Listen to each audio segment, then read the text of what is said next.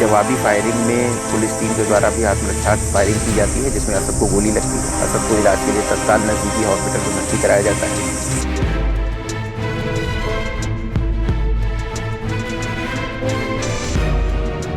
मेरा बच्चा था, वो भी मेरा ले लिया मेरे को उन लोगों ने।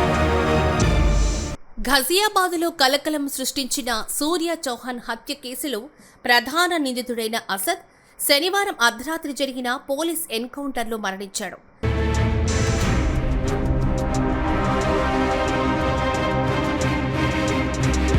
బక్రీద్ పండుగ రోజున సూర్య చౌహాన్ను అత్యంత దారుణంగా హత్య చేసినట్లు అసద్పై ఆరోపణలు ఉన్నాయి.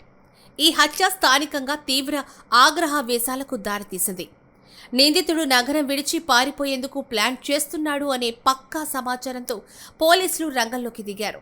అసద్ తన స్నేహితుడి నుంచి డబ్బులు వసూలు చేసుకుని పారిపోవడానికి ఖోరా ప్రాంతానికి రానున్నట్లు పోలీసులకు ముందస్తు సమాచారం అందింది.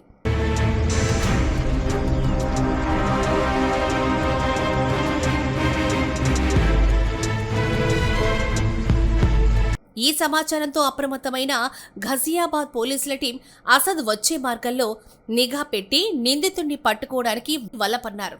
పోలీసులు ఆశించినట్లుగానే అసద్ మరో వ్యక్తితో కలిసి బైక్పై ఆ ప్రాంతానికి చేరుకున్నాడు. అక్కడ మాటు వేసిన పోలీసులు వారిని అడ్డుకొని లొంగిపోవాల్సిందిగా ఆదేశించారు. అయితే పోలీసుల్ని చూసి భయపడిన అసద్ వారిపైకి కాల్పులు జరపడం ప్రారంభించాడు. ఆత్మరక్షణ కోసం పోలీసులు ఎదురు కాల్పులు జరపడంతో అసద్ తీవ్రంగా గాయపడ్డాడు. ఈ కాల్పుల ఘర్షణలో ఒక పోలీస్ కానిస్టేబుల్ కూడా గాయపడ్డాడు.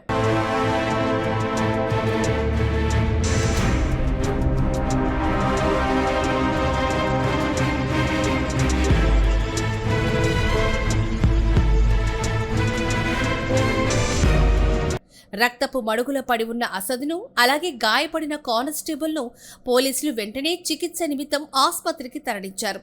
ప్రస్తుతం కానిస్టేబుల్ పరిస్థితి స్థిరంగా ఉన్నట్లు వైద్యులు తెలిపారు. అయితే ఆసుపత్రిలో చికిత్స పొందుతూ అసద్ మరణించినట్లు అధికారులు ధృవీకరించారు. थाना खोड़ा क्षेत्र के अंतर्गत 28 तारीख को एक दुखद घटना हुई थी, जिसमें असद नामक युवक के द्वारा सूर्य चौहान को चाकू मार दिया गया था और जिसमें इलाज के दौरान सूर्य चौहान का देहांत हो गया था। उनके परिजनों के द्वारा दी गई तहरीर के आधार पर थाना खोड़ा में सुसंगत धाराओं में मुकदमा पंजीकृत किया गया था और 5 अभियुक्तों को आरोपी बनाया गया था। इसमें 3 अभियुक्तों की गिरफ्तारी तत्काल पुलिस के द्वारा कर ली गई थी और शेष अभियुक्त शेष थे, जिसमें से मुख्य आरोपी असद फरार था और उसके ऊपर पुलिस टीम के द्वारा 50,000 रुपए पुरस्कार की घोषणा भी की गई थी।